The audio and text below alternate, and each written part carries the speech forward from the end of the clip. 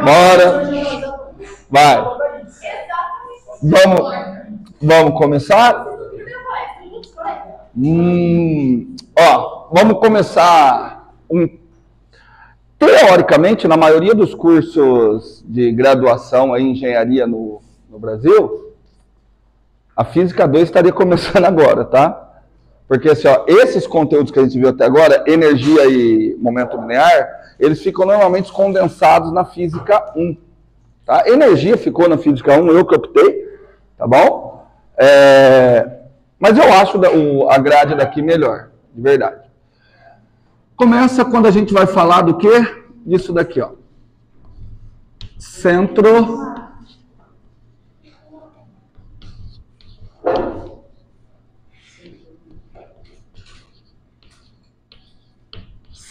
de massa.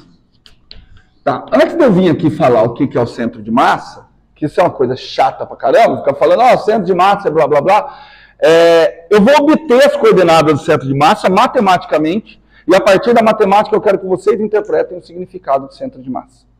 Tudo bem? Tá? Deixa eu falar o que é interessante.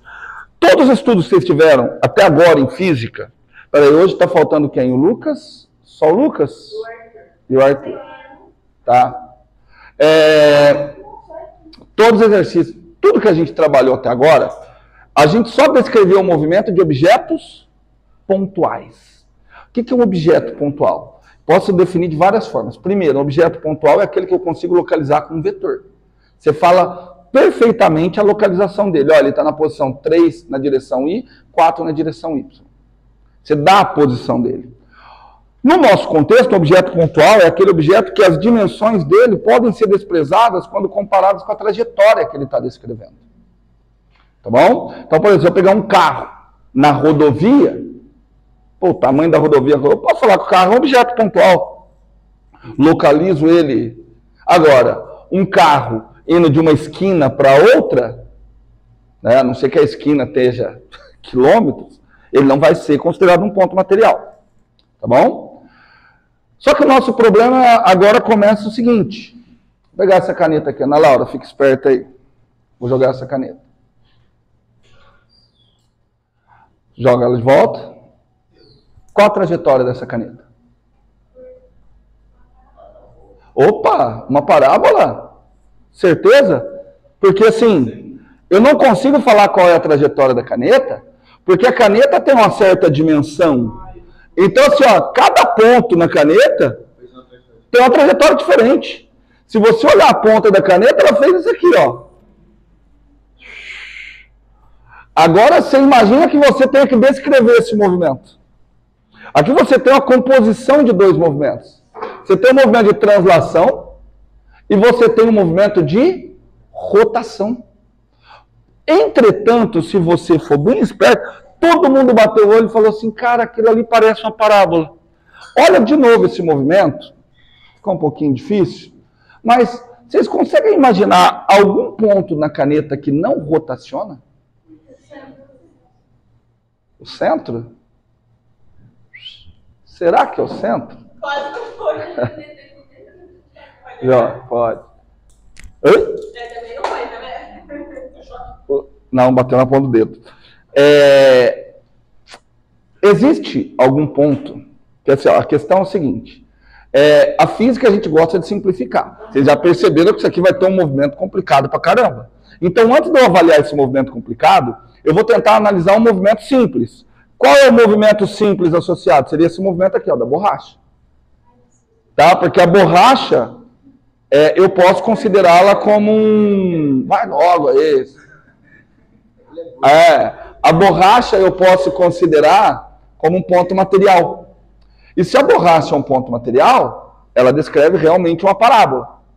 Ok? Então a questão é, será que não existe... De quem que é a borracha? Então tá. Será que não existe um ponto na caneta que pode representar pelo menos o movimento de translação da caneta? Entendeu? Eu quero buscar na caneta um ponto que ele não está rotacionando. Um ponto na caneta que represente a translação. Depois eu preocupo com o movimento de rotação. Só que aí depois vai ficar mais fácil, porque aí o movimento de rotação, eu posso dizer que o movimento de rotação se dá em torno desse ponto. Esse ponto, se eu encontrar, eu vou chamá-lo de centro de massa. Então, o centro de massa, em uma primeira aproximação, é o ponto de um corpo extenso, que já não é ponto material, tá certo? Vai ser um ponto do corpo extenso, que ele vai representar todo o movimento de translação.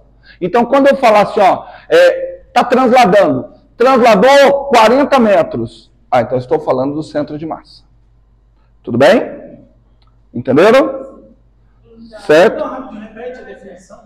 Não, ainda não dei a definição, estou dando ideias, estou jogando ideias no ar.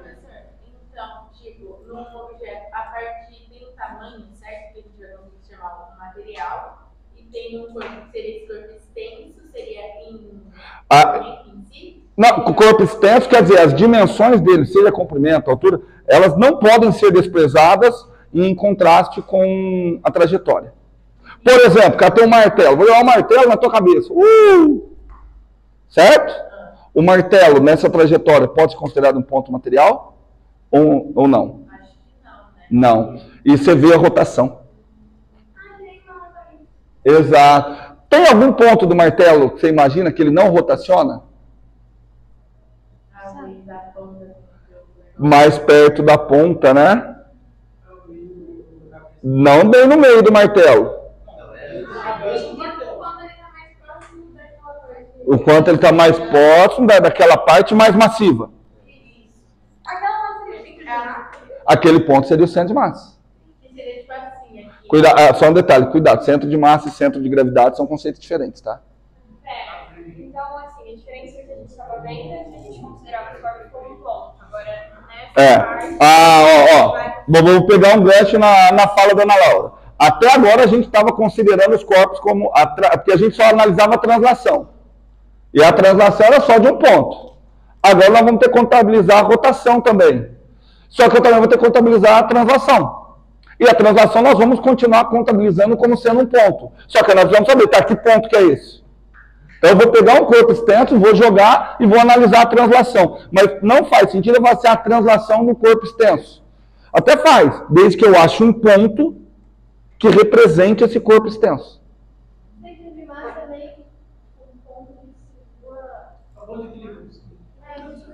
Não, peraí, que a Lana está com a mão levantada.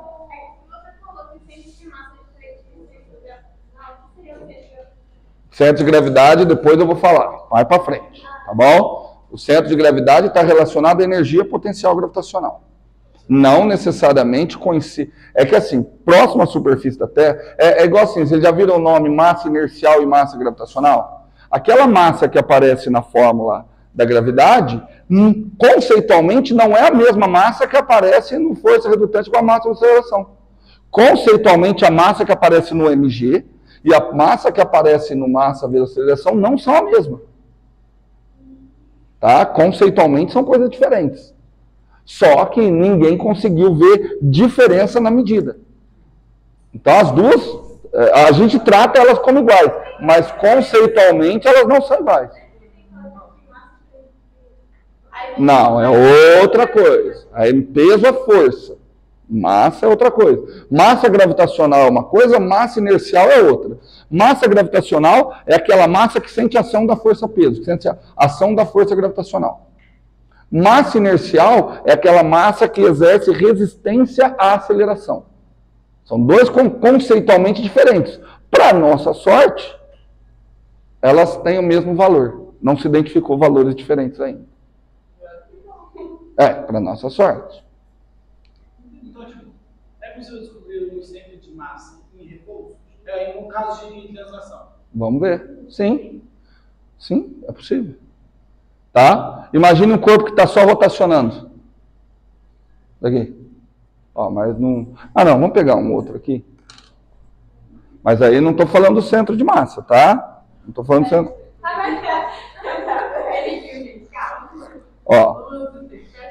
Tá rodando, não tá?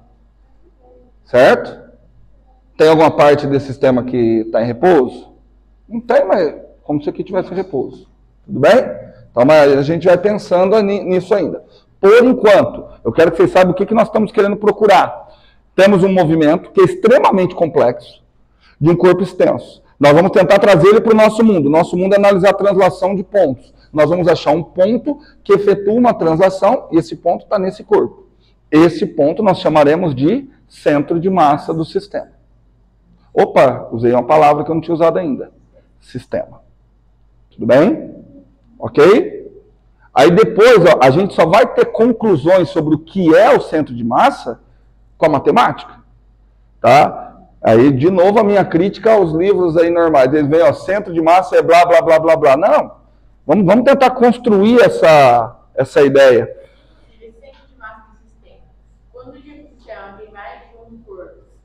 Só faz sentido se o sistema tiver mais que um corpo.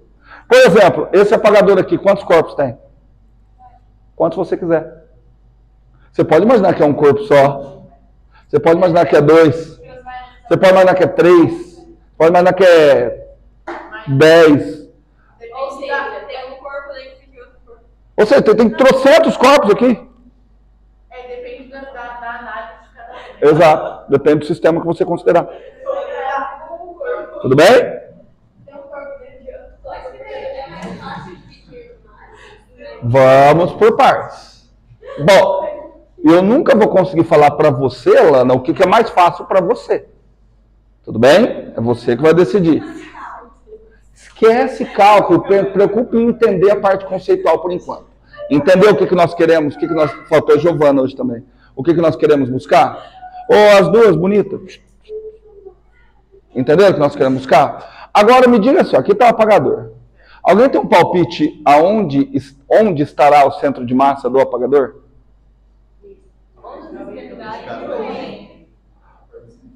Bom, mas fala, Hugo. Centro de massa. Perto do centro geométrico. Por que aqui? Porque o apagador é simétrico. É ótima palavra. Sabe a maneira de você localizar mais ou menos o centro de massa? Você procura, na realidade, o centro de gravidade. O centro de gravidade é o ponto que equilibra. Ele vai estar aqui, onde ele equilibra. Então, não achei, exato. Ele está caindo. Então você vem. Até você conseguir encaixar. Olha lá. Não está ainda. Então ele não está bem no meio. Mas essa é uma maneira de você procurar o centro de massa. Tudo bem? Ótima pergunta. Posso dar um nome? Baricentro. Lembra da matemática? Nunca procuraram o baricentro num triângulo? Baros tem a ver com massa. Baricentro. Mas nós vamos fazer um exercício de achar o centro de massa de um triângulo. Tá bom? Nós vamos, aliás, vamos pensar em termos de engenharia. Da mesma forma que, próximo à superfície da Terra, a posição do centro de massa e a posição do centro de gravidade coincidem, quando você vai planejar alguma coisa, você tem que estar por dentro de onde que está o centro de gravidade para garantir que essas coisas não caiam. Por isso que a Torre de Pisa não cai. Por conta do posicionamento do centro de gravidade. Certo? Se o objeto for, a massa for uniforme em toda a extremidade. O centro de massa vai estar no centro geométrico. Tá. Isso que eu ia falar. É possível que não esteja? Se for uniforme? Se ele for uniforme e simétrico. Ótimo. Ótimo. Não. Vai ter como, João? Vamos pegar. Não vai ter, não. Olha só. Vamos pegar assim, ó. Pega esse sistema aqui, ó. Olha o sistema. Apagador e garrafa. Para onde vocês acham que está o centro de massa? Mais perto da garrafa, né? Todo mundo concorda? Concorda, Zé? O centro de massa vai estar mais perto da garrafa. Show de bola. O centro de massa pode estar fora desse corpo? Não. Você vai ver o centro de massa aqui? Mas o centro de massa não é perto das arquivas? Não, gente, mas aqui eu estou fazendo uma força danada aqui, né? Gente, centro de massa é um ponto que representa o corpo. Se eu for jogar, imagina que isso aqui está grudado. Se eu for jogar, vai ter uma parte que não vai, que vai só transladar. Tudo bem? A gente ainda não tem uma definição precisa de centro de massa. Não, sim, vai ter tá? tipo no final Mas eu já tenho a ideia que o centro de massa está mais próximo das regiões onde tem maior concentração de massa. O centro de massa de um martelo, onde é que ele vai estar? Mais próximo à cabeça do martelo. Tudo bem? Entendi. Centro de massa, centro de massa formado entre eu e a Duda. Vai estar mais perto, não vai estar nem em mim nem na Duda. Vai estar mais próximo a quem? Mais próximo a mim. Então quer dizer que o centro de massa está... Não, exatamente. O centro de massa de um sistema não tem que necessariamente localizar um ponto daquele sistema. Só que se eu pegar um corpo extenso, com certeza o centro de massa vai estar nesse corpo extenso. Tudo bem? Tá? Vou fazer a pergunta que o João me fez de uma outra forma. O João perguntou assim, se eu tiver um corpo simétrico e uniforme, onde é que vai estar o centro de massa? No centro geométrico. Aí o João perguntou, tem como? Vou fazer uma pergunta. Imagine que todos vocês tiraram 7 na prova. Rápido, todo mundo tirou a nota 7. Qual a média da turma? Tem como ser diferente? Não. Porque se todo mundo tira a mesma nota, a média... Ou seja, centro de massa tem a ver com média. Certo? Só que nós não sabemos que tipo de média. Existem vários tipos de média. Então vamos começar relembrando um pouquinho os tipos de médias. Não vamos ver todos, tá? Vamos ver 2 só. Na verdade é uma, mas...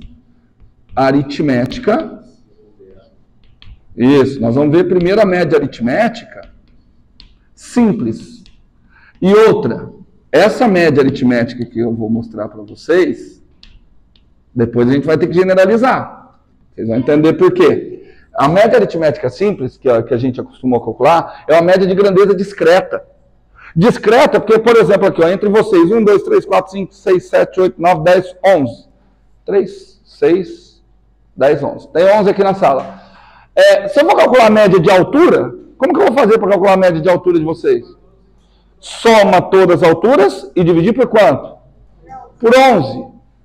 Então, eu estou calculando a média de grandeza discreta, porque eu estou contabilizando uma a uma das pessoas, estou contabilizando um por um. Não existe 1,5, não existe a altura da pessoa 2,7. Tudo bem? Então, isso são grandezas discretas. Eu não tenho, ou é 1, 2, 3, 4, 5. Tudo bem? Isso. Então, vamos fazer o seguinte, como é que eu calculo a média? Só que média, ela é um valor, ela é representativa de um sistema. Só que a capacidade representativa dela vai depender das análises do sistema que você está fazendo. Não é uma garantia. Por exemplo, se eu calcular a média salarial aqui. Tá, a média salarial deu 2.000. Está todo mundo feliz? Todo mundo ganha em média 2.000? Não. Se você tiver um que dispara muito, tudo bem? Só a média vai para lá. Traduzindo. Não, é pura estatística. É pura estatística. Traduzindo, média é uma medida de tendência central. Ela é um valor numérico. E aí que político deita e rola, né? Porque a interpretação para os mesmos resultados estatísticos, ela aí já é mais uma questão da área de ciências humanas do que da área de ciências exatas. Certo? Cara, tem uma frase no mundo da matemática que diz assim, estatística é a arte de torturar os números até que eles confessem o que você quer. Nossa! Né? Não, eu quero que seja 3, então eu vou manipular tudo. Não. Você não consegue manipular para que a média seja 3. Mas você consegue interpretar essa média 3 à maneira que você quiser. Por quê? No nosso desenvolvimento humano, muito provavelmente, nosso cérebro não se desenvolveu ao ponto de interpretar realmente a nossa intuição, controlar médias. Dá um exemplo. Sai correndo aqui, Thaís. Pega 50 pessoas aleatoriamente aí na rua. Traz aqui na sala. Tenta me falar mais que 50% ou menos 50%. A chance de 2 delas fazerem aniversário no mesmo dia. Eu acho que é mais que 50%. Mais? Tua intuição? 50 pessoas só. Eu acho que é. Quanto? Vocês... Ah, eu não sei, uns 83%. 60. Nossa, gente, quem vai falar isso? Eu mesmo. A chance é grande. Agora, olha como que muda. Qual a chance de você achar uma das pessoas que faz aniversário no mesmo dia que você? Ai, muito menos que eu. Aí, não, aí cai muito. Na sala, eu faço aniversário no mesmo dia que a irmã do Augusto. Hã? Aniversário no mesmo dia que a irmã do Augusto. Sim, mas nós estamos falando de probabilidade. Tá? Então, assim, nós... Porque o método de cálculo não é os 350 por 365. Na realidade, o método de cálculo que você vai fazer é o seguinte. Qual é a chance de duas pessoas não fazerem aniversário? Porque probabilidade é o quê? Número de eventos favoráveis pelo número de eventos totais. Certo? Agora, essa contagem do número de eventos favoráveis, que é um pouco mais difícil de ser feita. E cada situação é uma situação. Esse exemplo ele é clássico. Depois a gente discute, eu mostro aqui, assim, que senão eu vou perder um pouquinho de tempo. Mas eu te mostro, depois, quarta-feira, que a gente tem mais tempo. Eu te mostro como é que é feita essa contagem, que você vai chegar... Cara, quanto mais você aumenta, você vai ver assim, cara, porque a nossa ideia é assim, ó, para eu garantir 100%, eu precisaria pegar 365 pessoas. E ainda assim não garantiria, né? Não. Então, com 366 pessoas, 100%. Mas não precisa, cara. Acho que com coisa de 70, 80 pessoas, é muito difícil que não seja. É porque você não está calculando, tipo, mês nem nada, é só um dia. É só o dia, exatamente. É mais fácil. Tá? Mas o que eu estou querendo dizer é a questão de interpretação de dados estatísticos. Cara, na época da pandemia, cara, por questões políticas, o que se falava... Cara, quando eu vejo jornalista fazendo interpretação de dados, porque assim, você não precisa, não é um matemático que vai fazer uma interpretação de um determinado dado estatístico. Até porque a coleta desses dados, ela interfere muito. Em pesquisa, por exemplo, pesquisa eleitoral, o resultado dá diferente se você apresentar o nome e se você não apresentar o nome dos candidatos. Gente, 50 mil pessoas em São Paulo anularam o voto votando no 13. 50 mil pessoas. Você acha que alguma pesquisa vai pegar isso? Então, assim, aí a análise dos dados, ela é uma questão mais da área que você está trabalhando. Sobre política, inclusive. Ele falou, se você for querer contar se a sociedade é favorável a um político ou não, mas se você for me perguntar, esse político é um político que é da esquerda, vou colocar para ficar mais difícil na cabeça. É um político mais da esquerda. Se você for procurar num lugar onde só tenha pessoas que são conservadoras, ela vai baixar. Exato. Mas aí é o estudo de como você deve, assim... Tem até como a pergunta deve ser feita, como que é o espaço amostral. Não, mas, tipo, das pessoas que não acreditam, então é muito mais fácil você prever aquilo como vai ser resultado do que as pessoas acreditam, né? Obviamente. Mas então vamos lá. Mas aqui a gente ainda está com uma questão bem sistemática de obtenção da média. Então como é que eu obtenho a média aritmética simples? É simples. Por isso que ela se chama média aritmética simples. O que você faz? Você soma, vamos chamar de PI, com I de 1 a N. Esse PI, eu vou colocar como P grande. Faz de conta que é a média de prova, vai? Né? Dessa prova de agora, tá? Pode ser. Faz de conta que é, vamos chamar P grande, somatória dos PIs, dividido por quanto? Por N. Dividido por N. Certo? Você soma a quantidade que lhe interessa e divide pelo número no seu espaço. Tudo bem? Tudo bem? Só que existe outro tipo de média, como eu já disse. Mas todas as médias têm uma coisa em comum. O valor da média não pode ser maior que o maior valor individual e nem menor que o menor valor individual. Se eu falar que a média de altura aqui é 1,65, quer dizer que tem pessoas com mais que 1,65, menos que 1,65. Pode ter alguém que tenha 1,65? Pode. É provável? Não sei se é provável. Mas é possível que a média seja 1,65 sem que nenhuma pessoa tenha 1,65? Sim. Pega uma pessoa de 1,64 e uma de 1,66. Quanto que dá a média? E ninguém tem 1,65. Tudo bem? Ok? Estou falando isso para vocês já terem ideia. Se a gente estiver trabalhando no caso discreto, o centro de massa vai ser uma média. Pode ser que o centro de massa esteja em um ponto que não tem nenhuma massa. Tudo bem? Então, você estava falando da garrafa e o apagador, acho que você não concluiu, não? Não, mas no proposital. Porque a garrafa e o apagador não são discretos.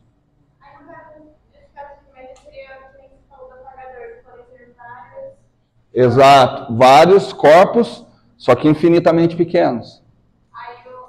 Aí esse somatório vai virar o quê? Vamos pôr a cabecinha para rodar. Põe a cabecinha para rodar. Aqui. Eu vou calcular a média do... Quantos corpos tem aqui no apagador? N? Quantos? Não, fala o número. 3. 1, 2, 3. Então você tem que localizar cada um dos 3 para mim. Não dá, ainda está muito grande. Certo? Hã? Vai reduzindo pontinhos. Ou seja, o N vai ser quanto? Infinito. Então isso aqui vai para infinito. O que vai virar aquele somatório? Uma integral. Então, média de grandezas contínuas não é calculado com somatório. É com integral. Tem uma área da matemática que só dá conta disso, que é a área de teoria da medida. Ele está muito pegado na integral como área. Você está muito apegado à integral só como área, não. Integral é o limite de um somatório, as coisas vão ficando muito grandes e os participantes do somatório vão ficando cada vez menores. Tá certo? Lana, pegou a ideia? Média aritmética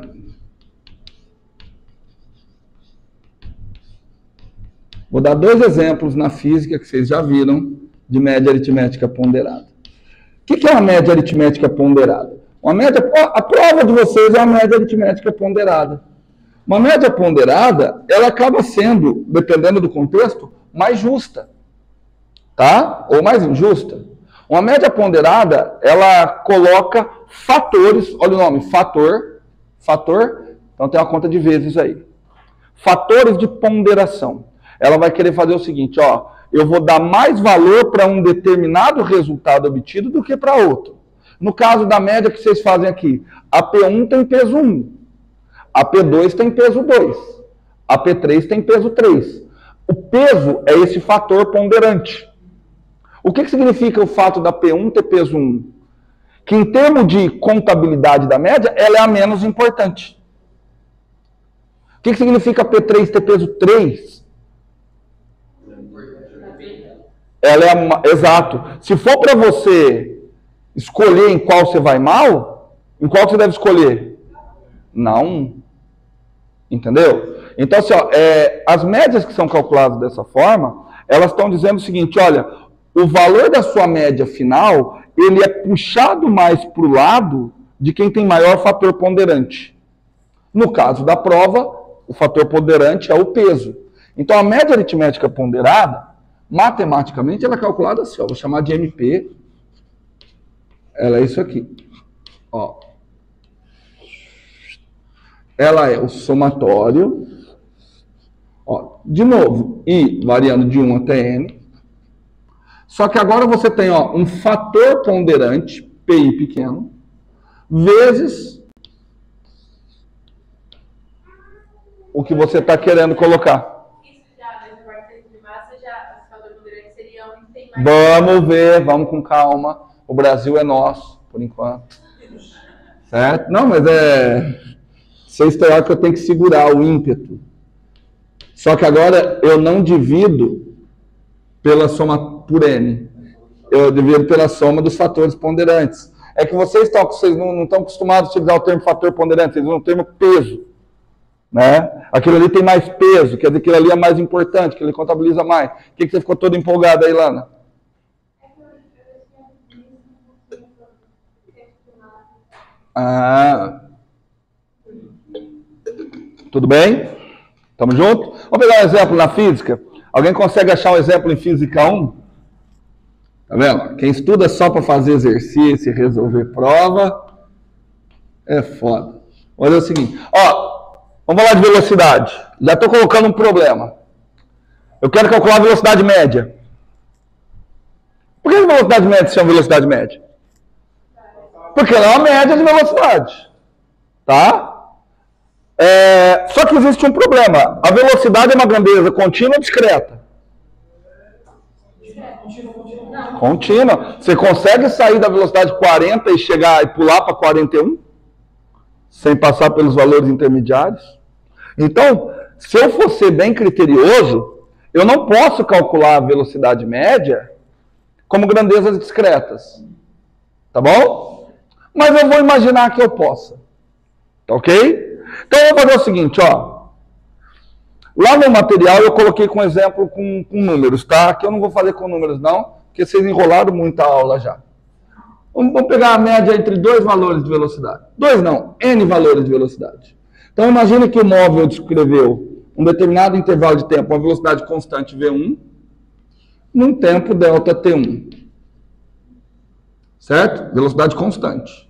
Um determinado valor de tempo, uma velocidade V2, no intervalo de tempo delta T2. Está vendo a importância de eu colocar os índices corretos? E ela percorreu com a velocidade Vn no intervalo de tempo delta Tn. Como é que você vai calcular a velocidade média do movimento todo? Não. Ninguém... assim, gente, vamos apelar para a física. Em que momento na física está falando que a velocidade média é ser somado? Nenhum. Na física, como é que se calcula a velocidade média? Delta S sobre delta T. E até contraditório, né? Porque assim, vamos aprender velocidade média. Aí você imagina que vai aparecer uma média de velocidade. Aí não aparece, aparece delta S por delta T. Por que delta S por delta T é velocidade média? Vamos tentar entender. Tá? Então, se eu pedisse para vocês calcular a velocidade média admitindo que velocidade é discreta, presta atenção, que eu estou admitindo que a velocidade é discreta. Tudo bem? Então, como é que seria a velocidade média? Delta S por delta T. Bom, o delta T, eu já vou colocar ele aqui, ó. Delta T eu somar o intervalo de tempo todos, né? Tamo junto? O tempo total? Tá fácil, certo, Tiagão? Delta T, somatório, com I de 1 até N, dos delta T's com índice I. Da mesma forma, o delta S, o que é? Eu somar os delta S totais. Delta S1 mais delta S2 mais delta S3. De acordo? Só que o delta S1, como a velocidade é constante, é V1 delta T1. O delta S2, V2 delta T2. Então, eu posso dizer que o delta S, somatório, com I variando desde 1 até N, dos VIs delta TIs, né? Todo mundo de acordo? Todo mundo de acordo? Dá uma olhada, o que tem ali na lousa? O que é a velocidade média? É a média das velocidades ponderada pelo tempo. Então a velocidade média é uma média ponderada. Quem é o fator ponderante da velocidade média? O tempo. Ou seja, quanto mais tempo você ficar numa determinada velocidade, mais ela puxa. Tá? Qual o problema desse exemplo? Não. Velocidade ser constante é problema. A velocidade não é discreta. Então, como é que a gente faria? Já que ela não é discreta? Você encurta o intervalo de tempo. Certo? Porque para intervalo de tempos menores, pequenininhos, eu posso dizer que está tendo pequenos saltos de valor de velocidade, certo? E diminuindo o intervalo de tempo, aumenta o N. Isso aqui se transforma no quê?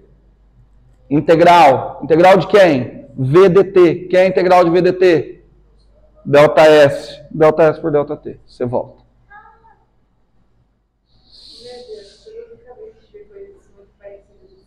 Oi? Buga a cabeça, depois me faz se juntando assim. Não, é só isso. Não tem segredo. Tudo bem? Vou pegar um outro exemplo. Vocês já fizeram alguma coisa sobre termodinâmica? Já fizeram alguma coisa de termodinâmica? Não? Exemplo 2. Quer ver? Vou fazer o seguinte, ó. Vamos imaginar que nós temos aqui um corpinho bem quente. O que é um corpinho quente? Ele está com uma temperatura alta. Eu vou chamar de TQ. Temos aqui um corpinho com a temperatura baixa. Eu estou chamando de corpo frio.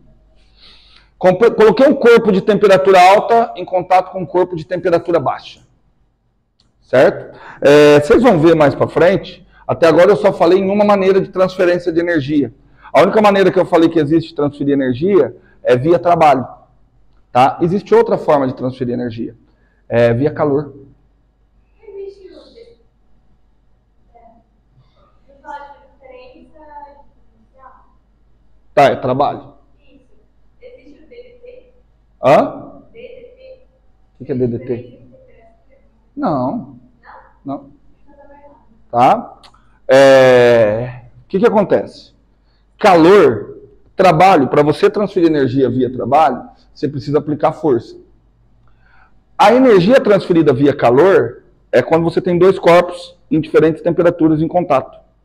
Então, o que acontece? Você colocou dois corpos com diferentes temperaturas em contato, o corpo mais quente, calor vai fluir do corpo mais quente para o corpo mais frio. O corpo de maior temperatura ao corpo de menor temperatura.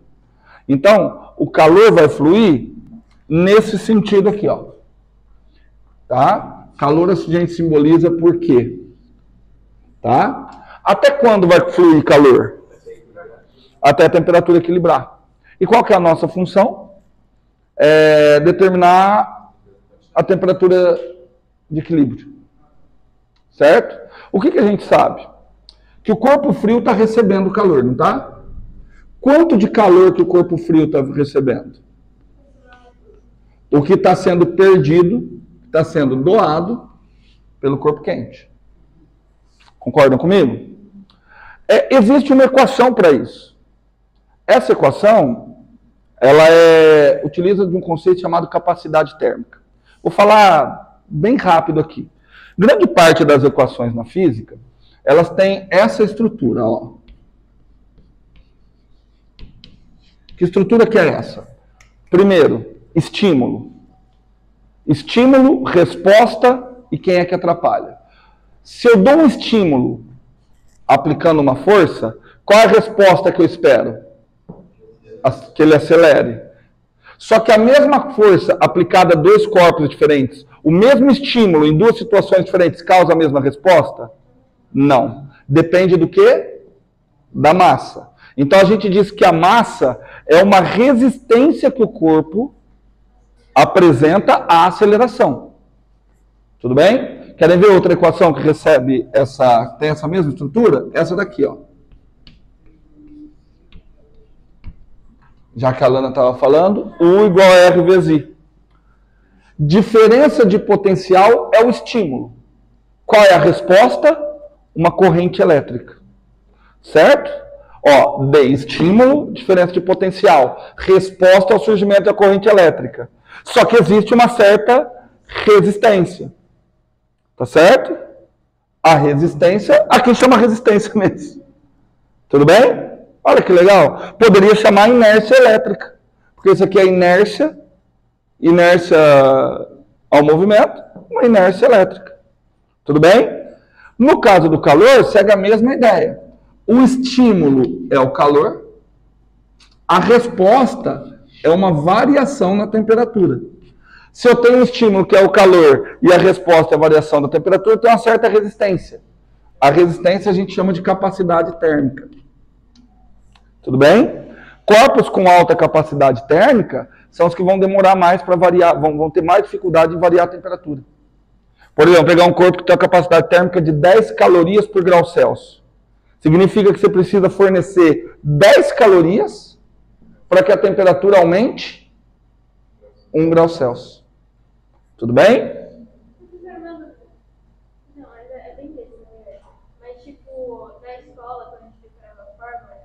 os macetes, né? Que era que macete. Não, mas lá tinha massa e calor específico. Aí é o que eu ia falar. A capacidade térmica, ela deve depender do quê? Quanto maior o corpo, quanto mais massa, maior a capacidade térmica. Só que ela também deve depender do material.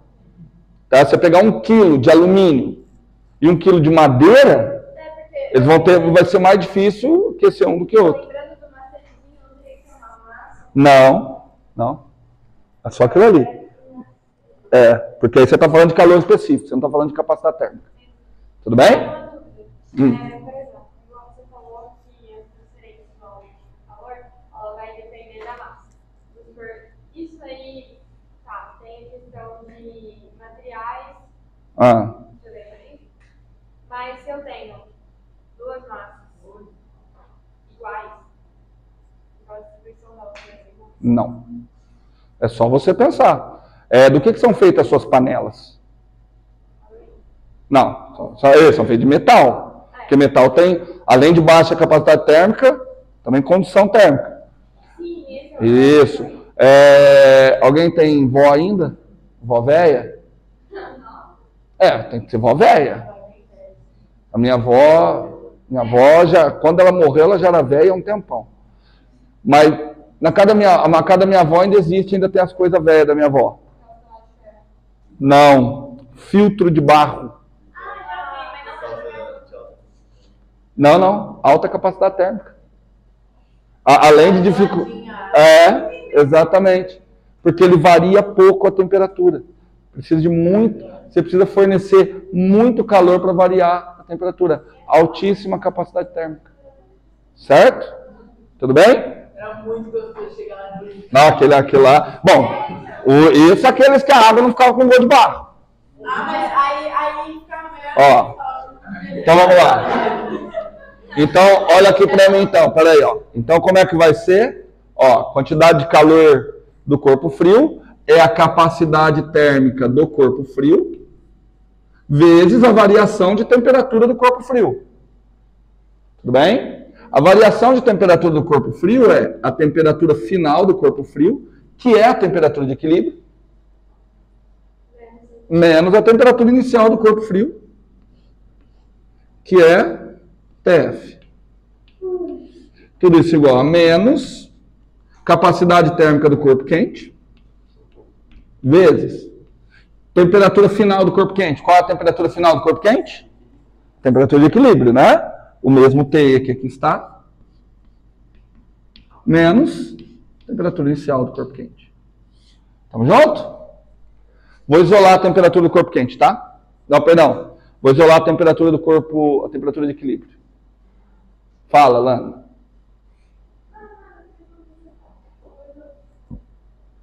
Então vamos lá. Temperatura de equilíbrio. Vou direto, tá? Isolei. Vai ficar embaixo capacidade térmica do corpo quente, mais capacidade térmica do corpo frio. Em cima, capacidade térmica do corpo quente, vezes temperatura do corpo quente, mais capacidade térmica do corpo frio, vezes temperatura do corpo frio. Não preocupa com as contas, preocupa com o resultado. As contas depois você faz em casa. Vamos discutir o resultado. O que eu cheguei? Que a temperatura de equilíbrio é uma média aritmética das temperaturas iniciais, ponderada por quem? Pela capacidade térmica. Ou seja, a temperatura de equilíbrio de um sistema, ela vai ficar mais próxima da temperatura do corpo que tem a maior capacidade térmica. Imagina o seguinte, você tem uma piscina. Tá? A piscina está a 20 graus Celsius. Se você quer tornar a piscina mais quente, você tem a brilhante ideia de esquentar uma... Não, um balde não. Esquentar uma panela de ferro vazia. Mas, cara, eu jogo ferro lá, tranquilo. Tudo bem? Mas quem é que tem a maior capacidade térmica? A panela de pressão, vamos pegar a panela de pressão, ou a piscina? A panela tem maior capacidade térmica, ou o tanto de água que tem na piscina? Qual que é mais difícil de mudar a temperatura? Capacidade térmica é a dificuldade de aumentar a temperatura. Então, se você jogar a panela lá, vai mudar a temperatura da piscina? Vai. Vai aumentar, mas, gente, vai aumentar um cagagésimo. Certo? Porque a capacidade térmica dela é muito alta. Fala, Lana, o que você não entendeu? Tudo bem? É uma coisa legal de falar, é que também, tipo, não precisa nem ser uma panela, então são os próprios corpos. Quando várias pessoas entram na água, a capacidade térmica da piscina ainda é maior. Mas dependendo do quanto de gente tem que entrar na água, a temperatura vai mudando. E dependendo do quão gordinho for os que entrarem, a temperatura que eles tiverem. Sim, quanto mais gordinho, maior a capacidade térmica. Nossa, aí as pessoas também se precisar dos corpos, eles esquentam a água. Sim, tá certo. O exemplo dela é perfeito. Que quanto mais gordinho, maior a capacidade térmica. Olha, amiga, porque tem mais massa e aí Não confunda com sensibilidade térmica que a pessoa tem. Estamos falando de uma questão física pragmática, não... Fechou. Segmento. Entendeu? Você está confundindo com resposta biológica. Tudo bem? Show. Já da P2, né? Hã? Já da P2 já. Já, mas assim, muito dificilmente vai ter uma questão na P2 sobre centro de massa. vai ser tudo envolvido. Tudo envolvido. Se eu vou perder tempo, uma questão ali, calcule o centro de massa. Se lascar. Vai ser, Apoio só de vai ser uma que vai ter. Não, vai ter teste de cálculo de massa, mas vai ter com isso mais. Não, vai ter exercício que no meio do caminho você vai precisar calcular o centro de massa. Gente, centro de massa vai ser o menor dos problemas de vocês daqui para frente. Nossa, tudo a ver com a aula. Vamos ajudar você então. Não, eu tô comentando com. Não, deixa eu ver se o microfone tá. Não, tá 100% carregado. O problema é a próxima aula. Ele aguenta 2 aulas. Tô falando isso. Nossa, meio-dia. Pessoal, então vamos lá. O tempo passa quando a gente se diverte, né? Ô, Lana, Montana, vamos brincar de grandezas discretas. Por falar em brincar de grandezas discretas, alguém fez o teste da bola de bilhar? Fizeram? Senhor, rapidinho, qual que era o questionamento? De 2 massas iguais? Não fizeram? Vocês fizeram? 90 graus. Fez. Tava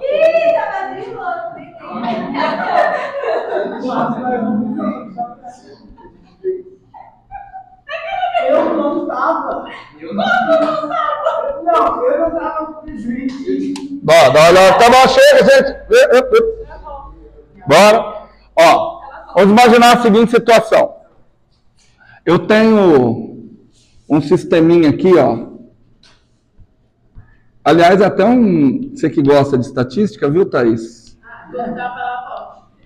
Você que fica empolgada com questões de estatística, deixa eu te explicar que toda a termodinâmica que eu acabei de falar, ela se baseia na seguinte questão.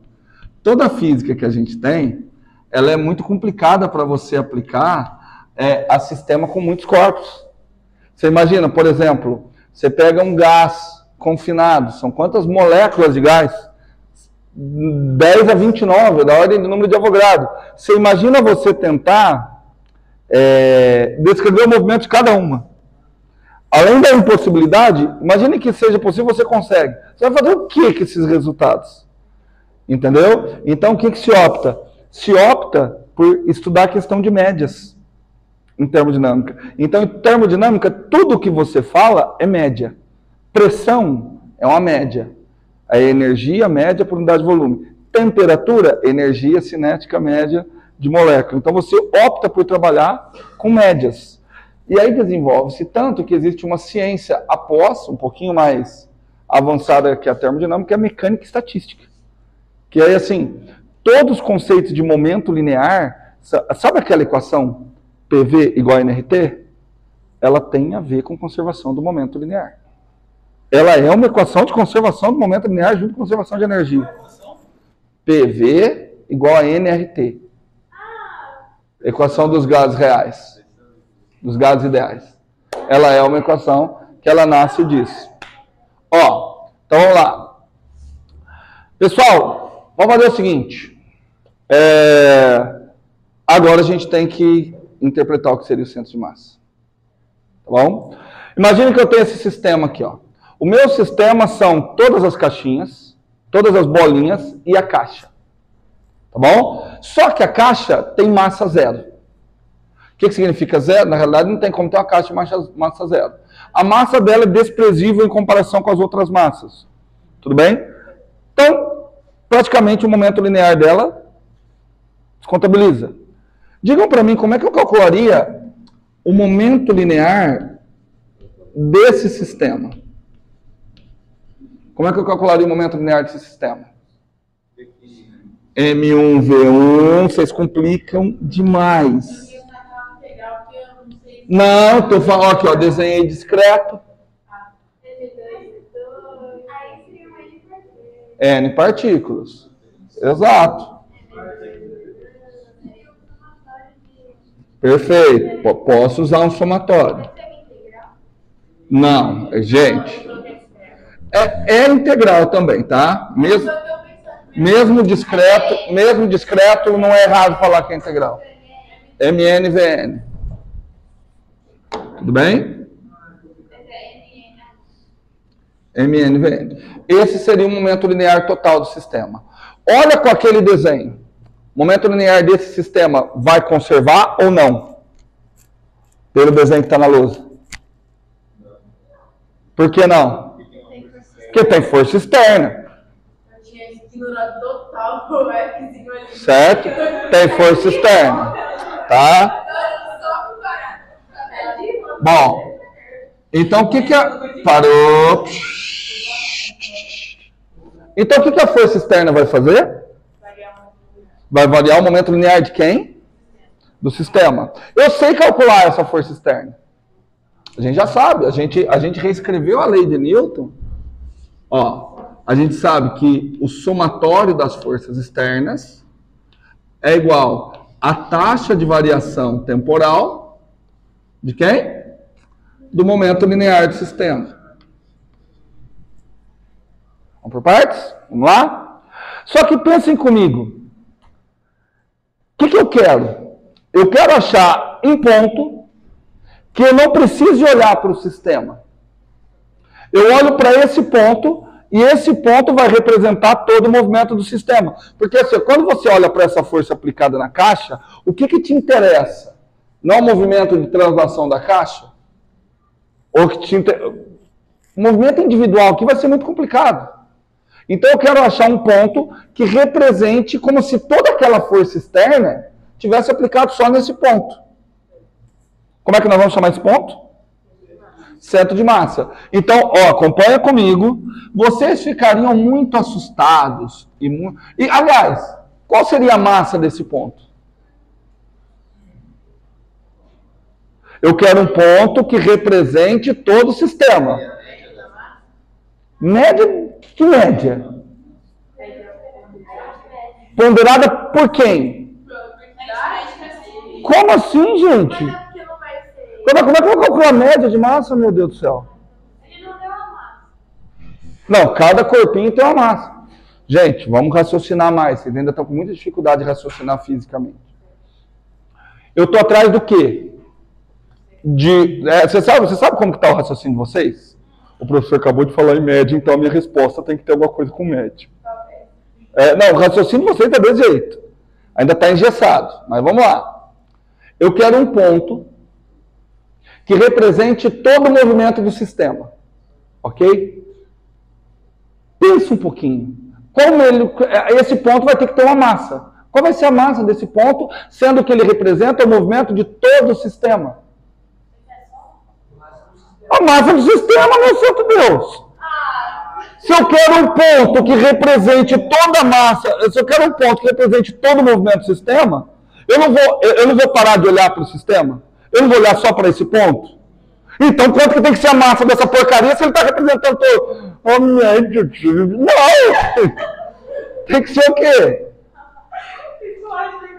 Não, gente, vamos. Não, assim, ficou claro que tem que ser a massa do sistema. Tudo bem?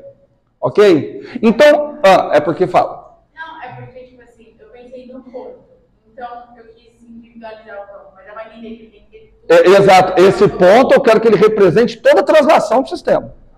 É porque você já tinha feito a pergunta com a resposta da pergunta. Então, na nossa cabeça... Se eu perguntar assim, ó... Ana Laura, qual o nome de uma pessoa que se chama Júlia? A média de todas as Júlias. A média das Júlias ponderada pelas quantidades de Júlias. Essa é a resposta que você está me dando. Não vai, né? Se eu não pergunto. Não é. Mas eu entendo isso que a Ana Laura falou, mas isso vem muito aí. Eu falo muito isso para a turma de eletromag clássico.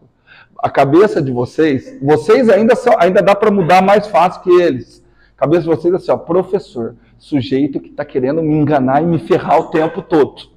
Então, quando a pergunta é extremamente simples, a cabeça de vocês não, tem alguma coisa errada.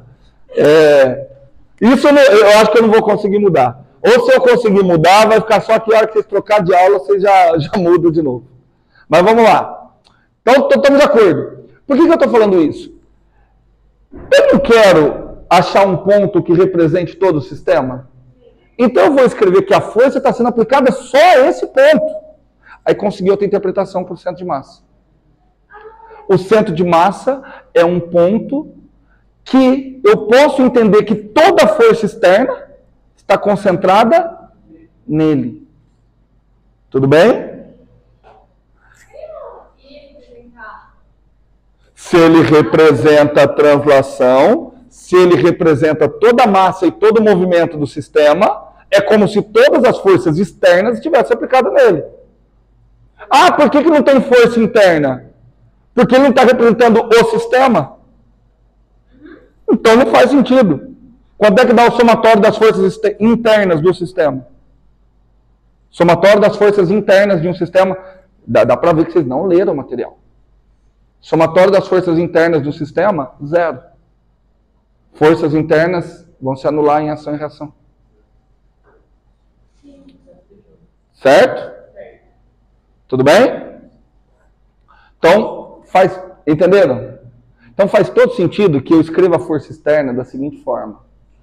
Aqui, quando eu estou olhando para a força externa, pensa, eu não estou olhando mais como se fosse um sistema. Vocês concordam? Eu estou olhando só como se fosse um único corpo. Se eu estou olhando como se fosse um único corpo, como é que eu calculo a força resultante sobre um único corpo? Massa vezes aceleração. Mas esse único corpo representa todo o sistema. Então seria a massa do sistema vezes, fala, Lana. Aceleração do sistema. Só que a aceleração do sistema nós estamos representando por um ponto que está onde? No centro de massa. Então seria a massa do sistema vezes a aceleração do centro de massa.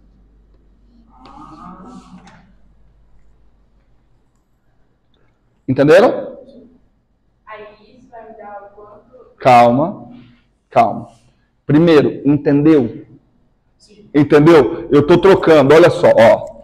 Eu estou trocando todo esse sistema por um único ponto. Vamos dizer que esse ponto está aqui. Esse ponto eu vou chamar de centro de massa. Portanto, eu entendo que toda a força externa está acelerando aquele ponto. Qual que é a massa daquele ponto? Ou seja, aparentemente ele concentra toda a massa do sistema. Mas ele é uma representação matemática. Tudo bem? Só que agora qual é o problema? Como é que eu localizo esse ponto? Tudo bem? Como eu localizo esse ponto? Como que eu sei onde é que ele está? Eu vou achar ele aqui. Porque a massa é a derivada temporal do momento linear do sistema. Vem comigo. Concorda que vai ficar? Eu tenho que derivar a soma. Derivada da soma? Soma das derivadas. Então vai ficar derivada dessa parte. M1 sai fora. Então vai ficar M1 dV1 dt. Que x? Lana, eu não tenho que derivar o momento linear? Derivar o momento linear não é derivar essa soma? Derivada da soma não é a soma das derivadas? Então você tem que derivar essa parte, derivar essa, derivar essa. Então estamos falando de álgebra linear, não estamos? Escalar vezes vetor. Derivada do escalar vezes vetor. Escalar sai fora. M1 vezes dv1 dt. Quem que é dv1 dt? É a aceleração de quem? Do corpo 1. Eu vou ter que fazer passo a passo para a Lana enxergar. Entendeu mesmo? Não tem problema de eu fazer. De verdade. Oi? Mas da onde? O que tem integral? Confundiu com o quê? Ai, eu confundi com o ursinho puff. Cadê o ursinho puff? Mas foi? Então posso escrever? Então vamos lá, então vem comigo. Então vai ficar o quê? M1A1 mais.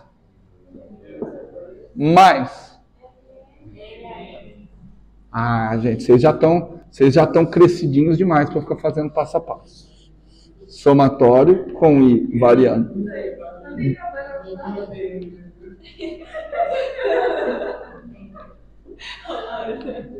Aí. Certo? Opa! Ah, eu já preparei ali porque a minha preguiça falou mais alto. Vou passar a massa dividida. Agora eu quero uma frase bem bonita para vocês. Moçoiros, quem é a aceleração do centro de massa? Vai ser a média ponderada. A média das acelerações ponderada pela massa. Agora olha como que fica mais fácil. Se a aceleração do centro de massa é a média das acelerações ponderada pelas massas, como é que é a velocidade do centro de massa? Não, fala bonita. Vamos lá, a aceleração do centro de massa é a média das acelerações ponderada pelas massas. Como é que é a velocidade do centro de massa? Que média de tempo? Posso bater a cabeça aqui um pouquinho?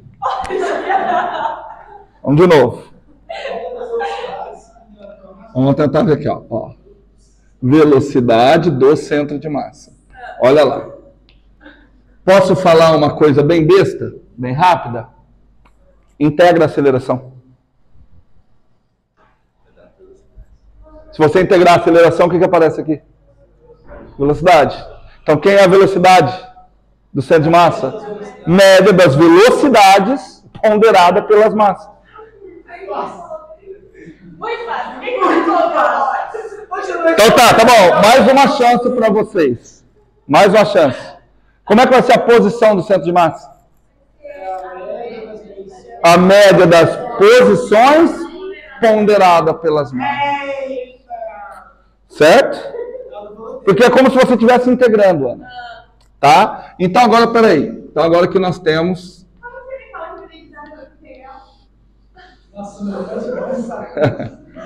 Não, ela tá certa, ela tá certa. Não tô tirando sarro, não, ela tá certa. Não. É que assim, a gente quando tá dando aula, por mais que eu tire sarro, eu tenho que entender que a cabeça de vocês funciona diferente. É que quando eu vou falando alguma coisa, eu espero que vocês vão numa linha de raciocínio. Vocês vão em outra. Tem hora que vocês vão para outra. E aí assim, aí eu tenho duas opções. Ou eu tento entender a sua outra linha de raciocínio, ou eu tiro o sarro e trago vocês de volta para mim. Então, primeiro eu faço a segunda parte, e depois eu tento entender a linha de raciocínio. Em geral, eu entendo a linha de raciocínio, e aí eu opto por tirar o sarro. Entendo, eu tento corrigir, tudo bem? Ó, posição do centro de massa, eu vou simbolizar por esse vetor R, tá? Portanto, a posição do centro de massa... só um detalhe. Perceberam de novo que nós estamos tratando só de um ente matemático? De novo, é um ente matemático. Tá? E aí eu vou dar uma última interpretação para o centro de massa. E aí nós vamos embora.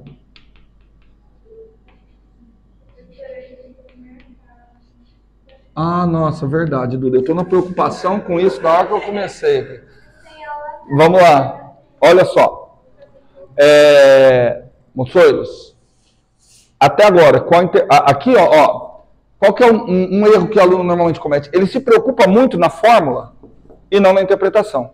A fórmula é mais simples. Centro de massa, média das posições, a posição do centro de massa, média das posições ponderada pelas massas. Qual a interpretação? A interpretação veio daqui. Centro de massa é um ponto do sistema que eu posso interpretar como se toda a força externa tivesse aplicado nele. Só que eu posso dar uma outra interpretação a partir dessa equação aqui, ó. Olha para essa equação. Vamos lá. Ó, por favor, vocês tenham preocupação com os amiguinhos de vocês. Tem gente que precisa do mercado. Então, por favor, interpretem corretamente rápido. Certo? Tudo bem? Ô, Duda, vou colocar até amarelinho aqui para ajudar os seus colegas. Massa está dividindo. Posso multiplicar, né? O que vai ficar do lado de cá? Massa vezes velocidade do centro de massa. Isso daqui tem que unidade? Massa vezes velocidade? Momento linear. O que sobrou do lado de lá? Somatório. Eu não vou escrever aqui somatório não, porque a Duda precisa do mercado. Dos MIs VIs. O que é isso? Agora com vocês. O que é isso? O somatório dos MIs VIs. Não, é o momento linear o quê? Somatório dos momentos lineares. Tá bom, isso aqui eu estou vendo que é somatório dos momentos lineares. Mas eu quero um outro nome para isso. Lana, tá lendo a louça? O que é a somatório dos momentos lineares individuais? É o momento linear do sistema. Portanto, quem é o centro de massa? É um ponto que representa todo o momento linear do sistema. Entenderam? Então eu olho para o centro de massa, eu posso ver, cara, todo o momento linear do sistema está concentrado nele. Tá? Todas as forças externas aplicadas a um sistema estão aplicadas nela. Tudo bem? De acordo? Corre, vamos te ajudar aqui, vai. Vai. Fecha, Duda. Fecha, não, pra você ir pro mercado, senão você não come. Encheu o saco a aula inteira. Nossa, a aula inteira.